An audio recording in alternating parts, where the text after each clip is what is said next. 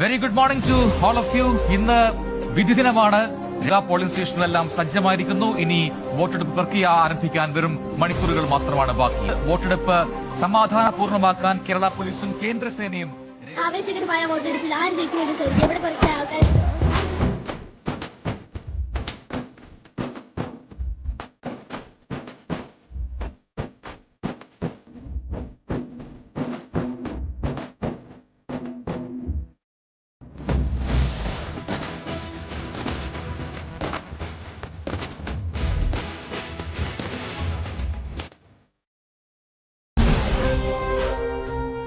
പതിനഞ്ച് വോട്ടിന്റെ ഭൂരിപക്ഷത്തോടു കൂടി